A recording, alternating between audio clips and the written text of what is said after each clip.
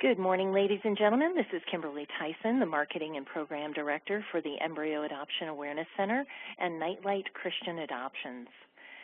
Today we have an excellent attendance, and I'd like to give a hearty welcome to the Piedmont Reproductive Endocrinology team in Greenville, South Carolina.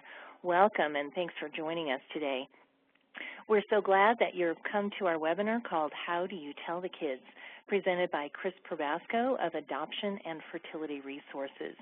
We couldn't have a more qualified presenter with us today. Kris has been counseling families dealing with infertility for over 30 years. She established the first embryo adoption agency clinic partnership in Kansas City almost 10 years ago. Assisted reproductive technologies have helped people achieve their dream of having a child. Today, our class has been presented several times previously and has been well received by those who have attended. People who have conceived through ART need more than just medical treatment. They need tools to help them be the best parents they can be for their child. To that end, we offer today's webinar and have recordings of several other webinars available on embryoadoption.org to assist your families with social, emotional, and parenting issues. Before we get started, let's take care of a few housekeeping items. During the presentation, all participants will be in a listen-only mode. There will be a question and answer session at the end of the presentation using the questions that you submit through the Q&A feature. You may submit your questions at any time during the session and we'll answer those questions at the end of the presentation. Sorry, somebody asked a question. I got a little distracted there.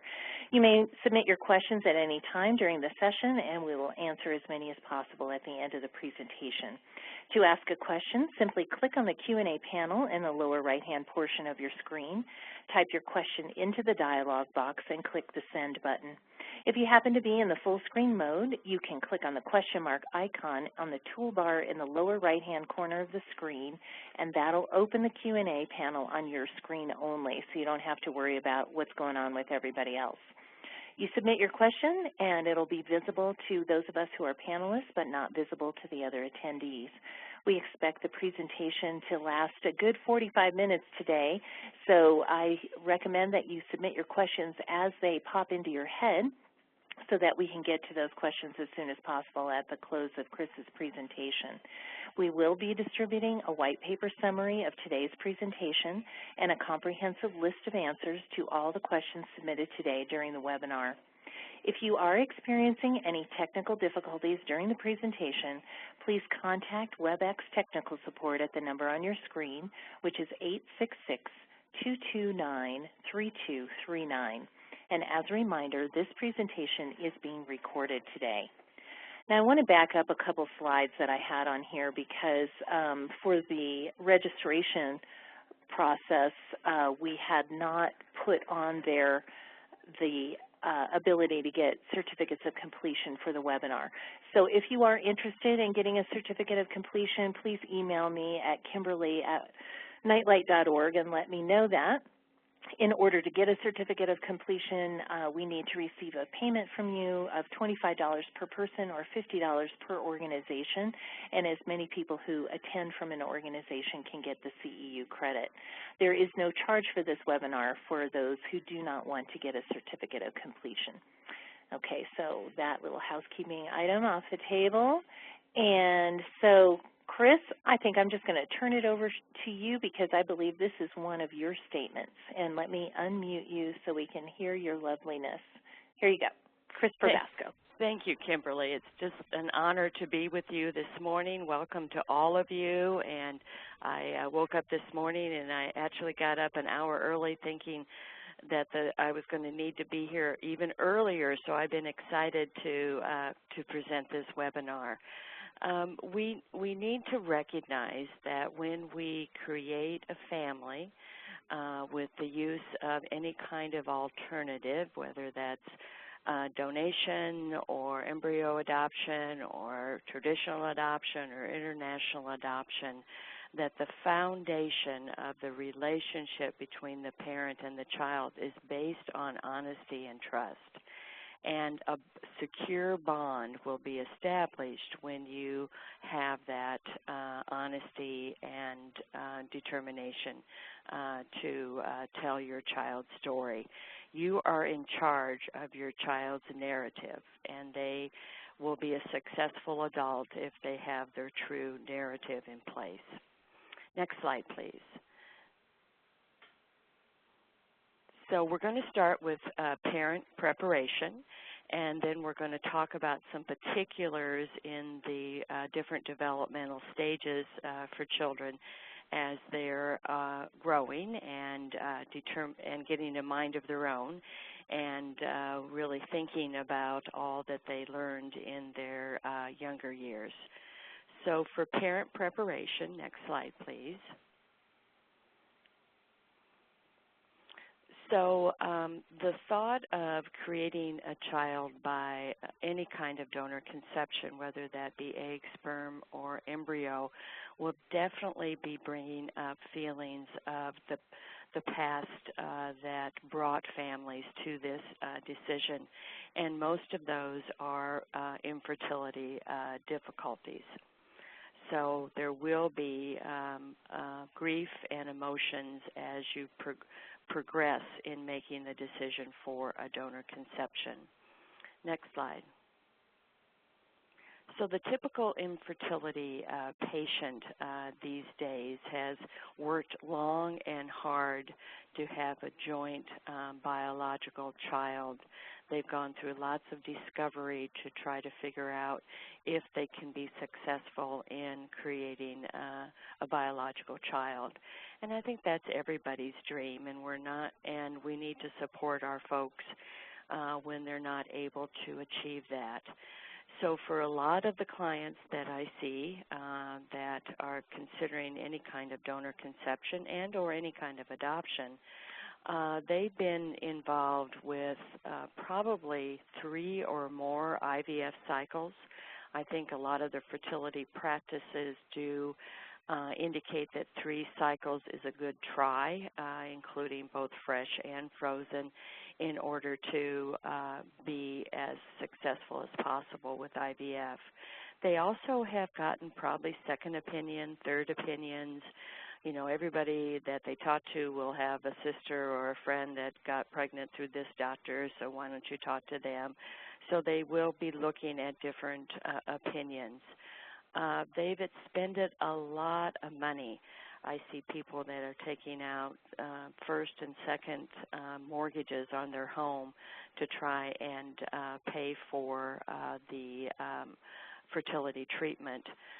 There's only 7 states in the country that has infertility mandated coverage for insurance, so the rest of insurance companies can choose not to cover infertility, and a great number of them do.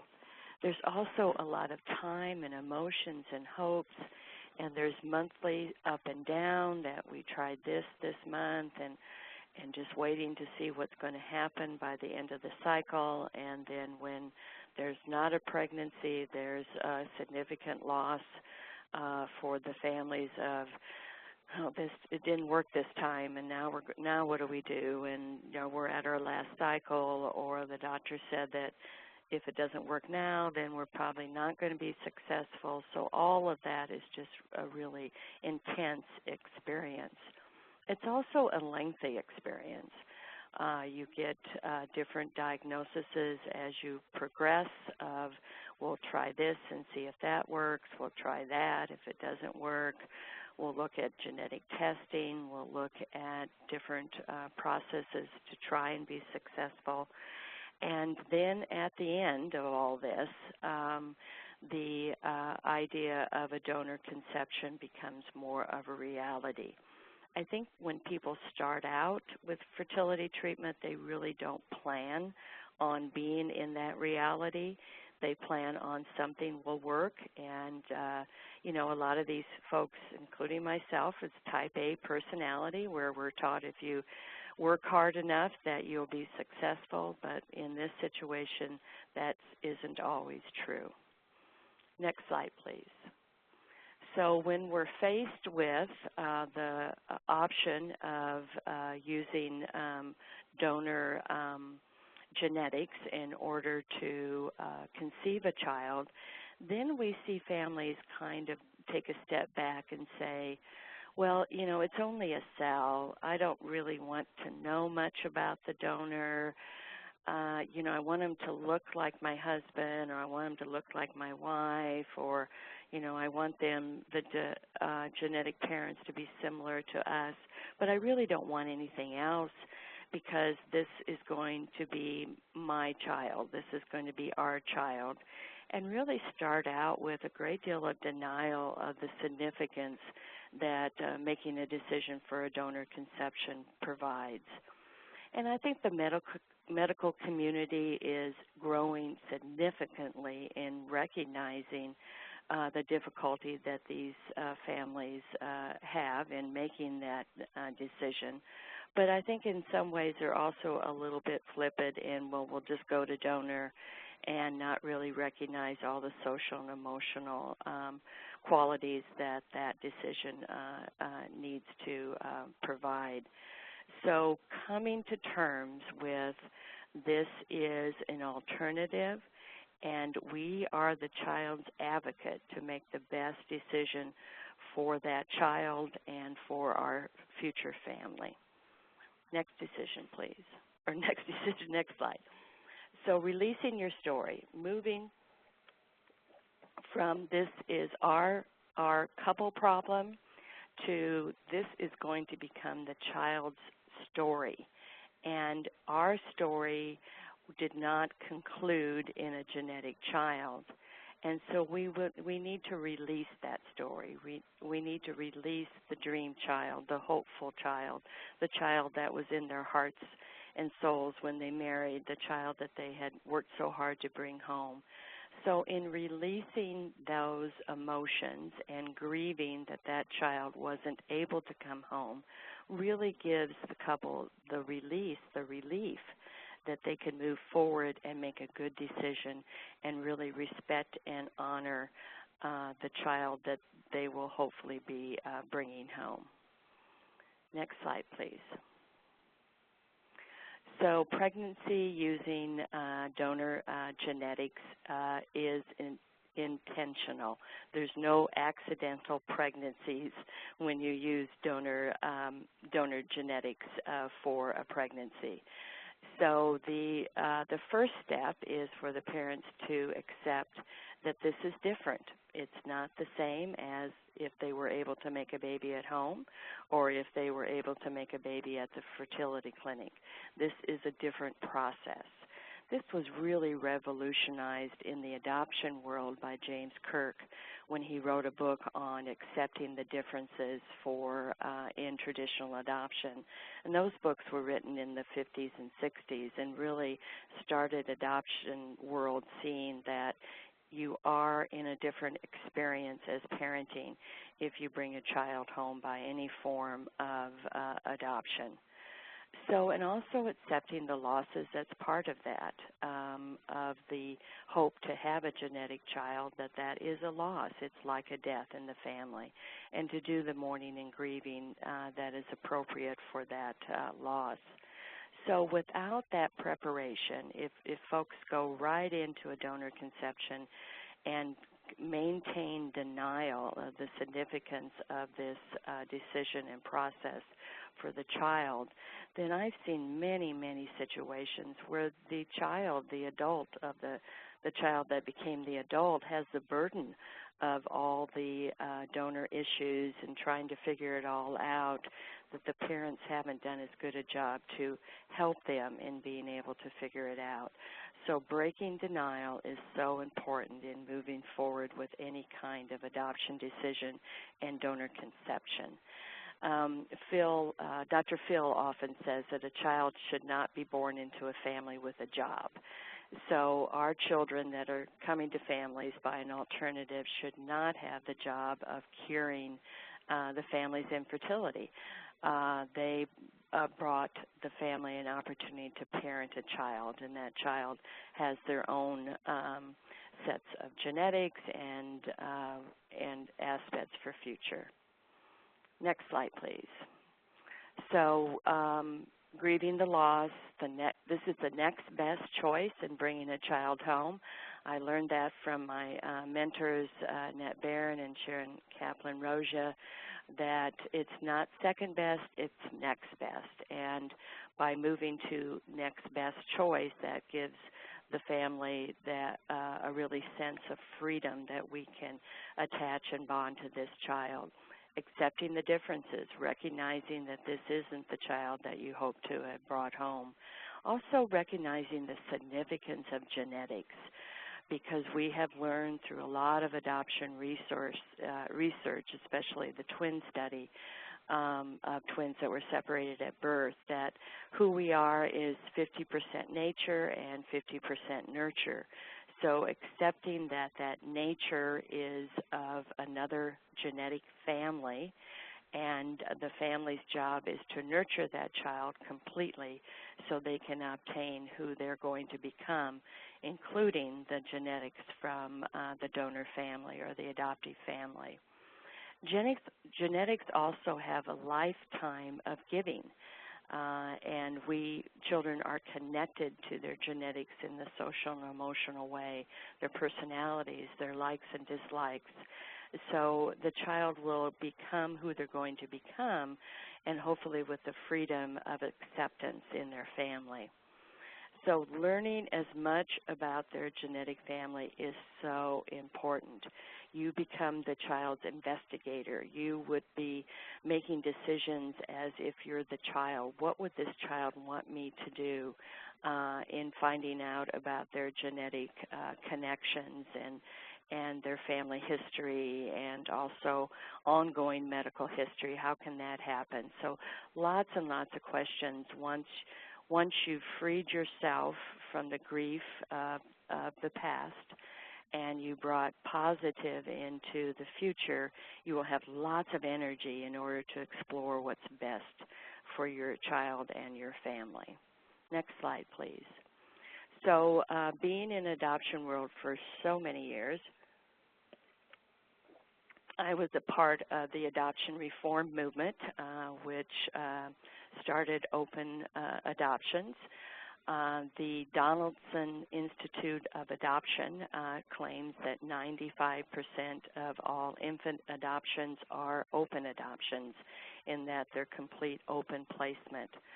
So what happens with an open placement we can do open placements also with sperm donation and egg donation and with embryo placement and adoption, is that you have available the ongoing medical situation of families. It's wonderful to get that medical history, so good, and most of the time it's 3 generations of medical history, but it's frozen in time. We won't know unless there's a way to communicate if the donor's mother died of breast cancer at age 42, or if there was a significant health factor that would be very good for the family to know. It also offers the child a greater understanding of their story. So the story starts by, this is the gentleman or the lady or the couple that decided to provide genetics for me to be born.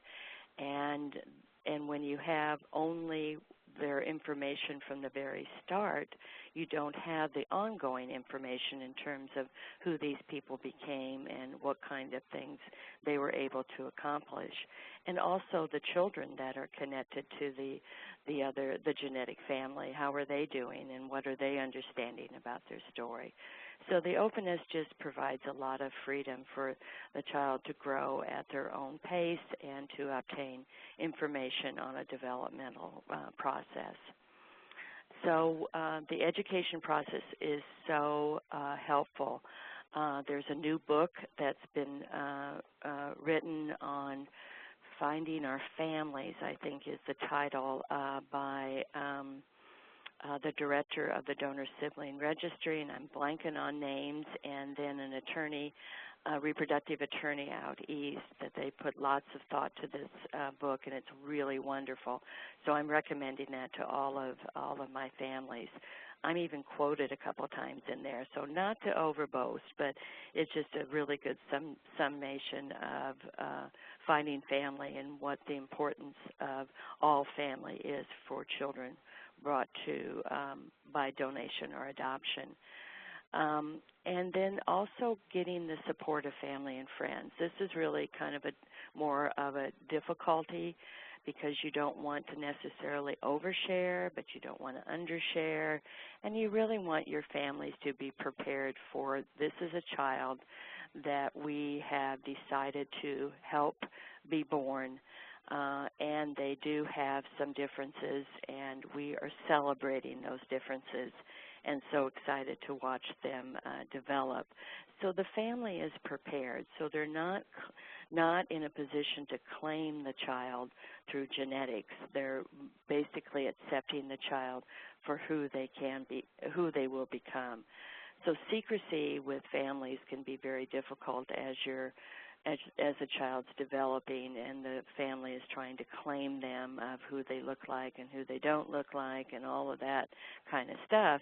And if their claiming is inappropriate, then that can really cause some hard feelings and difficulties for the future. So I always talk about who's on the need-to-know list. Who would you like to share this with in a private way?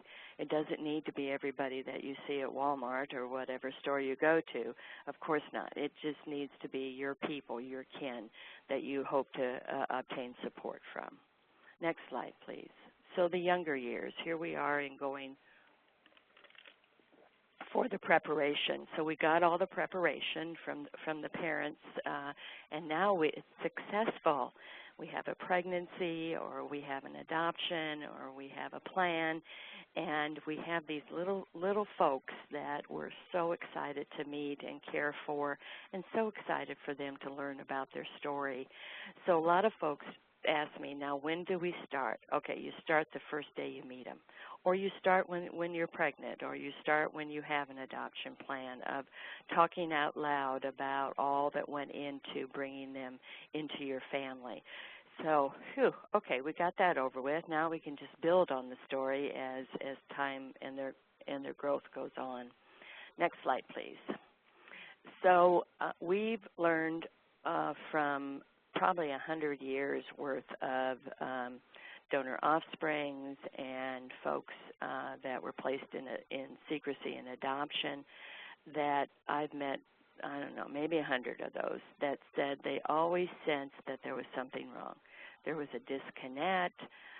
They take a family picture, and they obviously didn't look like the family, and they felt maybe a disconnect from their dad, or something was wrong. And we in the social work field in psychology believe that secrets never stay secrets.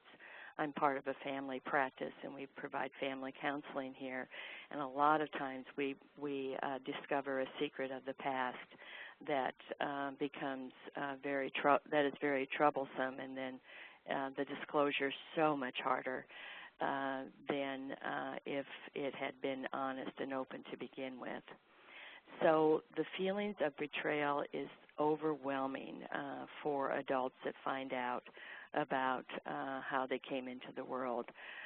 There's a gentleman, Bill Corduroy, that has spoken out loud about his experience, and he found out when he was 37 that he was born of a donor conception. And I remember his statement saying, I made all of these medical decisions, and some of them were tough decisions, on inadequate information. I did not have my full map, and that is harming for an adult. We need to know what we're dealing with so we can make the best decisions for our lives.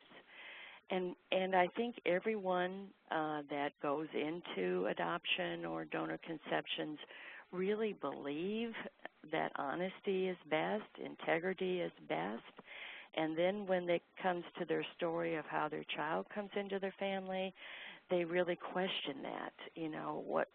Do they really need to know? If they know, they'll ask questions, and I don't want to have to talk about it. So that's all that the preparation work and the grief and letting it go, that you can freely be open and honest with your child. So speaking about your child's donor conception, casually, early, that we had a lot of helpers in order for you to come into our family. We got such a big story to tell you. So right away, the child understands that it's positive feelings of how they came home. And the word helper means that there was some helpers, and it becomes their normal. So I think in general, us adults overthink things, but for kids, it's just, a fact of life, and that's what happened. And so I'll just be learning more as I grow up and develop. Next slide, please. So the tone of the communication with pride, love, and celebration will occur if the adults are free from their grief of the child they had hoped to come home. So they can freely talk about, we were meant to be your parents. We got so much help. God wanted you to be with us. We're so happy you. All the twists and turns and getting you here were all worth it.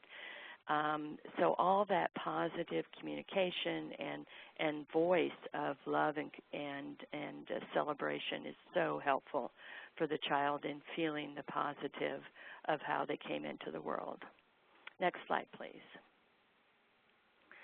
So parents can use different questions as they start asking about babies and pregnancy. I raised 3 daughters, and they all played baby doll. Some of the times they played adoption also, because I was director of an adoption agency when they were growing up. And then I think, guys aren't quite as curious about babies and pregnancies as little girls are, but they start that awareness early. They start that play early. And they will start with questions about them being in your tummy and pregnancy, or if they came to you by a traditional adoption, was I born just like everybody else? So they want that normal stuff. So no matter how the child comes to your home, they're born just like every other child. With a donor conception, they're born into your family. So that adds even more security for the family, I think, in that they can be in control of prenatal care and meet the child at birth. But these beginning questions, these beginning awareness of the world and babies being born is so helpful to start talking about their world and their trip or their journey to your family. So answer the questions with excitement, and we were so excited for you to come home. Next slide, please. So again, we celebrate the unique arrival. We have a positive attitude about all that happened. The donor decision was a positive decision because you were able to come into our family. So with all types of donor conceptions, embryo adoption, and traditional adoption, it's the parent's job to share all that they know about their journey to their family and their particular genetic family or birth family, and then for the child to understand. So, of course, this is a story that develops over time, but we want, an 18, 19-year-old to say, I always knew about my story. I don't remember being told. It was just part of what happened in order to get me here. And, obviously it was a good decision because look how great I am. So it becomes part of their self-esteem, self-value, self-worth that I meant a lot, and Mom and Dad wanted me to be their child.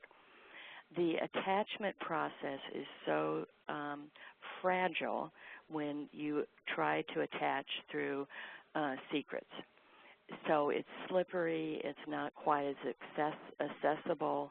So attaching through honest stories and admitting that this is how we brought you home really secures that bond and that attachment for all the different phases that will be coming about through the child's development. Next slide, please. So I hear a lot of people saying, well, I don't want them to be different, and I understand that. I don't, but all kids are different. All kids have their different goals and personalities and missions in life, but they're not protecting them if they're thinking, well, I really don't want to tell them because I don't want them to feel different. Well, differences can be celebrated rather than seen as being negative. So if you maintain secrecy, that means that there's something wrong. And for choosing a donor conception, an embryo adoption, there's nothing wrong with that. It's exciting. It's a way for people to become mom and dads, and it's a good thing. And the child will celebrate with you as they learn and develop. So we want our children to believe that they can trust us, that we will be open and honest with them, and this is about who they are. It's not about who the parents are. It's about who the child is. And so celebrating that with all the different pieces that was put together in order for them to be part of their family. Next slide, please. So explain to the child about technology. Now, this is something that I think adds new dimensions, especially for donor conceptions and embryo adoption, is that there was technical help. So there was physicians that helped gather the genetic egg and sperm or the embryo that you were first created with by your first family. And so the medical part, I think, needs to be talked about pretty clearly in that mom and dad spent lots of time with physicians, and they were able to help us with securing our helpers, our sperm donor, egg donor, or our embryo placement. And then there was a lot of social workers we talked to, agencies. So, but the technical part, I think, needs to be recognized in terms of the medical field was part of our helpers. Next slide, please. So using, I think, sperm and egg is very good, even at a young age, and uterus, and baby grows in uterus, and all babies start this way. No matter how they're born into the family or placed into the family, they all start with sperm and egg that makes an embryo. And they get together, in our situation, they get together by medical help, and we're really excited that this was able to happen. And and this is what you looked like when you were first placed in mama. If you're going to be doing embryo adoption, getting a picture of the embryo would be really helpful. And these are pictures of the people that you're genetically connected to, that helped you get to where you were able to be transferred to mama. Next slide, please. Oh, we got some great books. You know, when I started this, we had no books, and it was so frustrating. So we got great books for embryo adoption. We have great books for donor conception, and there's being more written all the time. The Making of the Family, still blanking on her name. She's going to shoot me.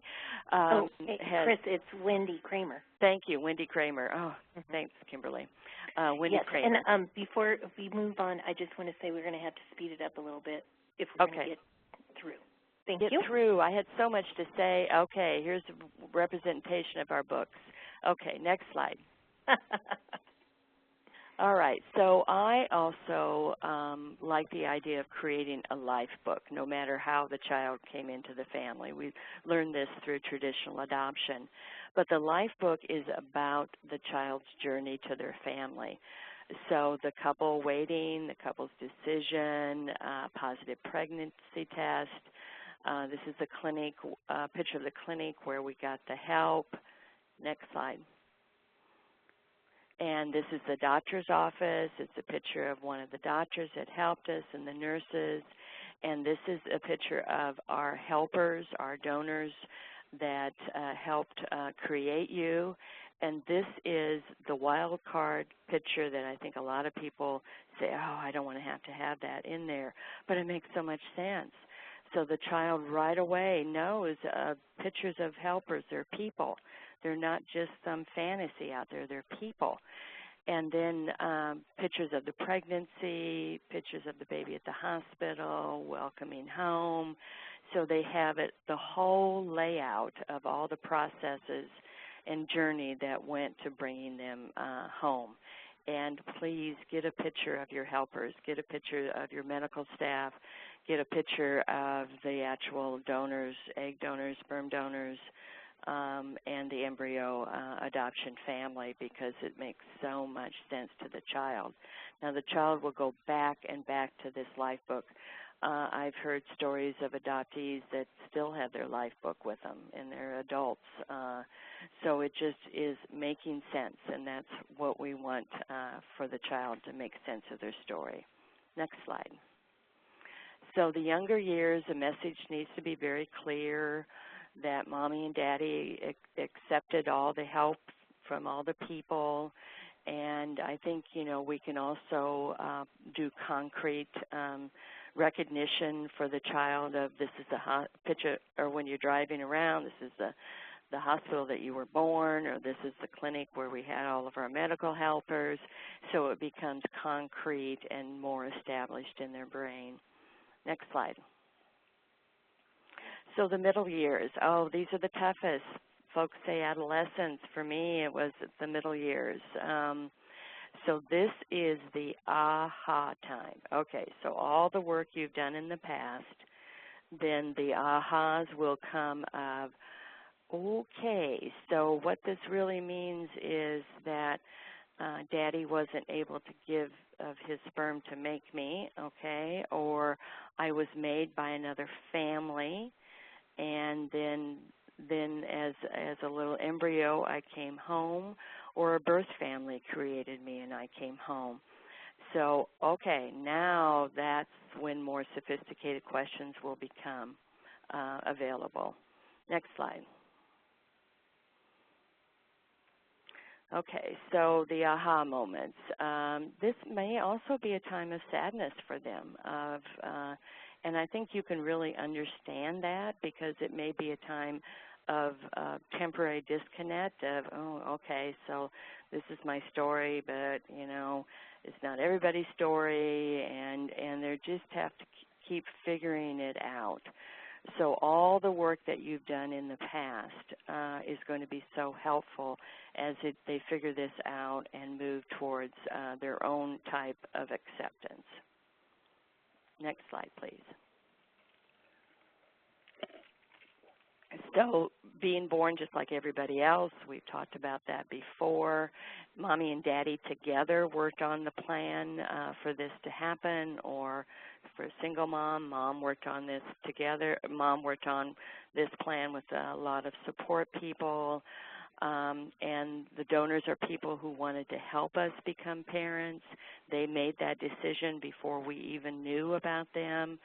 And these are the people in your life that know about your story. So we want the child to start owning their story in middle years as their story.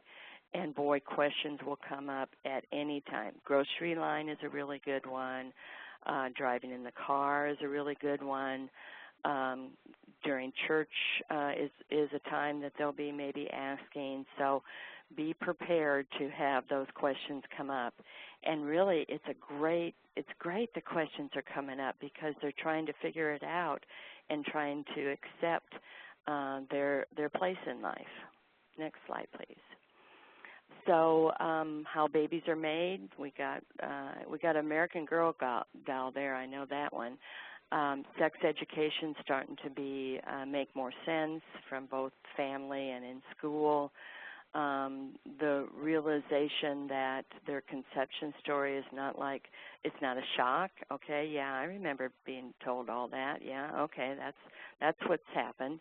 And lots of questions with information will be provided, or will be asked and hopefully provided. So this is why it's so important to have all that information and have that life book in order, because you can even go back to that as you're talking to your child in these times. All the information, all the forms and everything that you gathered on the donor family, the particular donor, is going to be available to the child at this age. We want to get all that into them before they go into adolescence. And I always say in adolescence they don't hear very well or they don't listen very well.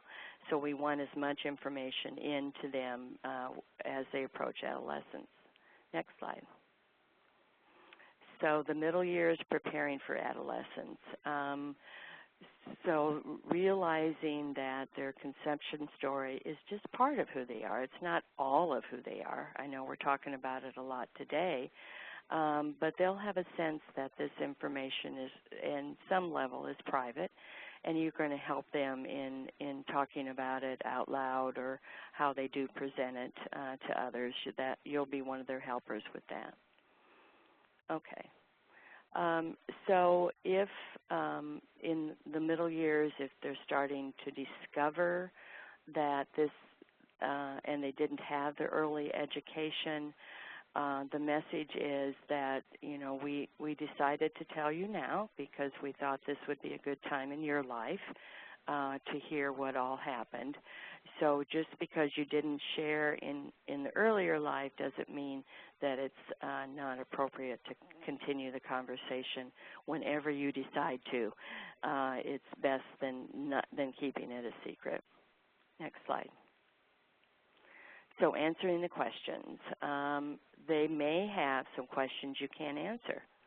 And if you are in an open situation, you could say, hey, that's a great question. Why don't we write that down, and the next time we email the donor family or the next time we have communication, then we can ask them that. Because if I was you, I'd want to know the answer to that. So we'll make sure that we get that done. Next slide. The adolescents, here we are. So who am I? That is the adolescent's job to decide who I am. Next slide. And so in this job, they have to decide who I am by my raising parents, and who am I by my donor family, my adoptee or my birth family, and what part of me belongs to all these different factors. So in the middle years, they're really doing more external work. They're doing more outward emotions. But in adolescence, it's more internal. It's more psychological of who am I and what am I going to become. They're also learning a lot about science and reproduction and DNA. So they may have more particular questions of the science of it all. So the technology part that you talked about earlier could be very helpful here too. And so just be very sensitive about the adolescent's thinking process. They're going to be thinking, and they may not be sharing quite as much. Next slide. So in terms of the information, up until adolescence, the parents are really in charge of maybe the communication between the donor family and themselves, and it's on a mutual agreement. However, when the child becomes adolescent and becomes older, that they really want to take ownership of their genetic history. This is their story. They are claiming their story as being part of who they are. So in these situations, they also may want to have more independence in terms of talking to their donor families or communication.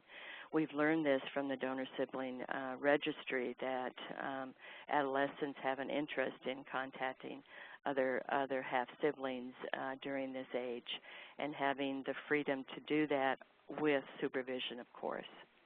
Next slide. So the teen's role is to understand their story.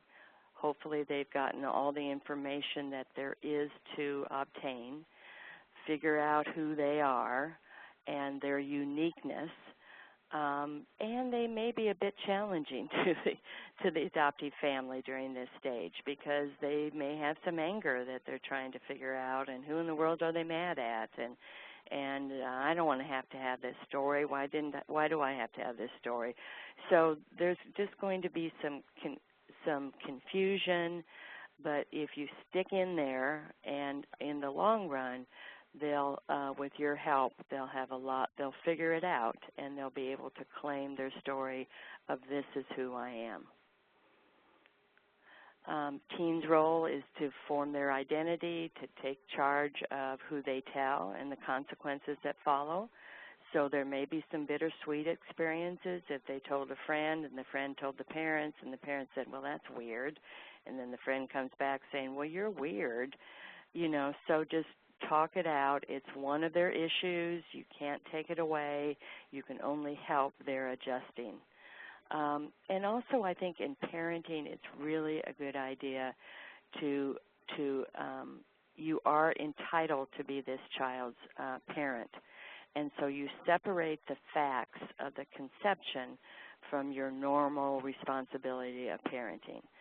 So if the child says, well, if you hadn't have done this, I wouldn't be here, or try to get out of some discipline because they have the burden of being donor conceived or whatever. But the parents need to be very clear that it's their job to establish boundaries for how they came into the world with their responsibility as parents. Next slide. So we talked about this, the teens sharing information and trying to understand, and then the parents helping with that. Okay, next slide, please. But our kids don't know. Changing the culture of secrecy. It's never too late. I think I talked a little bit about that earlier. Megan Fabian, who used to work for Nightlight, would talk, and for Snowflakes, would talk about it's much easier to tell a 3-year-old than a 23-year-old, which is true. But when you decide to tell, no matter what the age of the child, that's the good time to tell. So, of course, there's never a right time. The child, share with the child now rather than later. And this is how secrets stop being secrets. And they may have some disappointment that, why couldn't you have shared this with me earlier? And it's just really you owning that, well, we didn't really understand all the importance until we got more educated, or we've been doing some reading, or we found a new book, and we knew that we needed to tell you, and we need to own it, that we weren't as prepared as we are now for you to understand your story. Next slide. Again, don't say we wanted to protect you or we didn't know how you would react. It's more focused on the truth of we didn't understand. We didn't understand the importances. And we know now that it's your story, and we want you to own your story so that you can take it into adulthood and know what you need to prepare for as an adult from a donor conception or from an adoption. So honesty builds trust, and the decisions we make now will affect the future of your whole family and the future of the child's best interest. So secrets can stop being secrets by owning the facts that this is what we did to bring you home. We're glad we did what we did, and now it's time for you to understand all of your story. Next slide.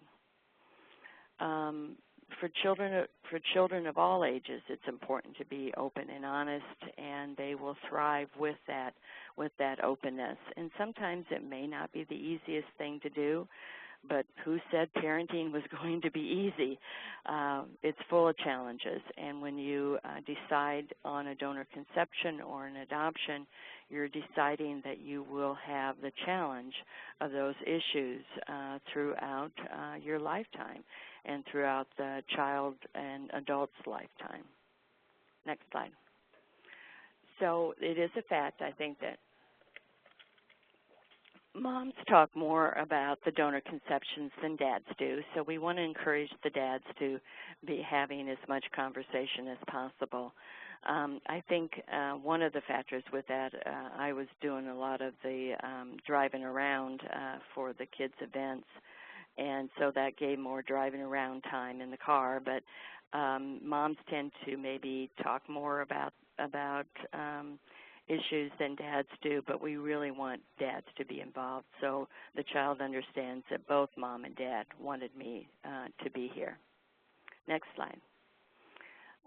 Yes, the child may be sad, and I think this is what most people want to avoid, is the child being sad. But you were sad at one time. You were sad thinking that you may not be able to be parents. And we're so glad we made the step forward so that you could become part of our family. And you know, it's okay to be angry about it at times. And we are telling the story now so that you can help figure it out and avoid as much feelings of betray as possible. Is that I think most families want the best for their kids. They just have to have the correct education in order to help figure it out. Next slide, please.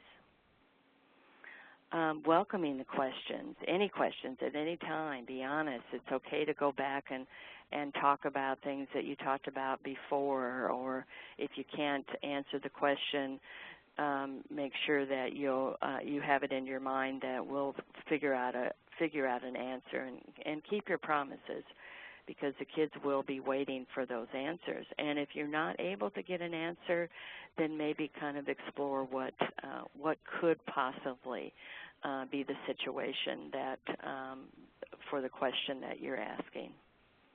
Next slide. So here we have the benefits. Oh, what a great day. I have one daughter that's married and have a grandson. Oh, what a day. You get all this. So telling the truth and having a close relationship with your child, because they will become an adult and you want them to be a successful adult. And so as much time and energy and honesty and truth that can go into their journey to become an adult, so they can be a trusting an adult, and they know that they can depend on you for honesty, is reaping the rewards. It's just a wonderful, wonderful events in your future lives. Oh, Kris, that's such a great webinar. I really appreciate that webinar. Now is the time for folks to submit their questions, if you have any.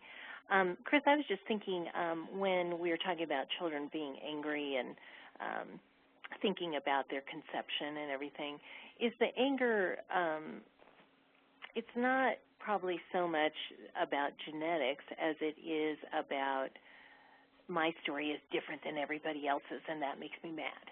Yeah, it's a burden. It's a burden. Yeah. Uh-huh. If I didn't have this story, they'd have another story.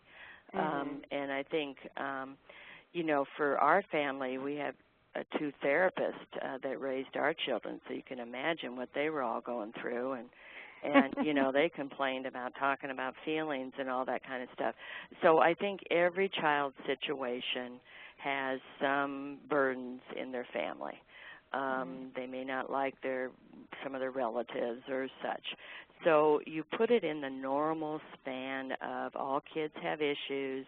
This happens to be one of the set of issues that our child has. And there was a time that I was angry, thinking that I may not be able to be a mom and dad, but I eventually got over that. So they will get over that too. And, the reality is that there's 60,000 children born every year by some form of donor conception, more than private adoption and international adoption put together. So I think there's going to be more kids out there that will have similar stories, and as more openness is provided, the child won't feel so alone in that. And that's one of the reasons the Donor Sibling Registry has been so popular. They have over 40,000 people registered. And sorry, Wendy Kramer, I will never forget your name again, that people want to connect. They want to know their kin, and that's a good thing. It's not negative. Right. Well, I want to wrap up our webinar. We got a couple questions that need some answers, but I want to give everybody a heads up that we have this great new webinar that we have under development right now. We won't have a webinar series in September. Our next webinars will be October, November. We have a part 1 and a part 2 that have to do with genetics. And especially since we're dealing with embryo donation and adoption, genetics is a part of the equation when you're adopting embryos. So the first part of that, we're going to have a very specific webinar about grieving the loss of a genetic child and what all is involved in that. This would be a fabulous webinar for professionals in the medical community, as well as people who are thinking about donating their embryos or adopting embryos, because you are giving up embryos that you had created, and then if you're adopting embryos, you are coming to the place where it's like, okay, well, we're not going to have a child that's genetically related to us, so let's grieve the loss of that. So Kris is going to be presenting that on October 1st, and we're going to repeat it on November 5th. And then part 2, we're going to have our friend Tom Rector come and join us again, who shared with us last year the science of secrecy, and he is going to be following on to Kris's presentation with a presentation on understanding how genetics impacts adoption success. And I think that's going to be a really interesting webinar about, Kris mentioned that the twin study kind of revealed that it's 50% nature, 50% nurture. As a parent adopting a child who's not genetically related to you, how can you use what you know about their genetic history to your advantage as a successful parent? So you can sign up for either of those webinars at embryoadoption.org. All right, so quickly to a few questions that have been submitted over here. Kris, we have 2 biological kids. I think we should bring up adoption with them now. Oh, let's see, I think we should bring up adoption with them now, but save the embryo information until we pass the first trimester. Is this an acceptable strategy, or do you foresee issues with this particular approach? So it sounds like communicating the adoption of an embryo child to bio kids. Well, I think they can start talking about we've been hoping for another child. I think they can probably, if they haven't already. And I do like waiting until the first 3 months have passed, because it is a sensitive medical and physical time, and we want to make sure that the baby's going to, most likely stay. And then you can start talking about the process of how this baby was transferred and what you know about their first family. Right. Those books that we shared about are all available on Amazon, right? Right. Yeah. And for the person asking the question, you will get a copy of the presentation, so that slide with the names of all those books will be in there for easy searching. For the genetic family to communicate their story to the adopted child, what is the recommendation for the genetic family? So what is the recommendation for the genetic family to tell the adopted child their part of the story? Okay, so this is the genetic family that is raising children, and then they placed some embryos with another family. Is that what you're saying?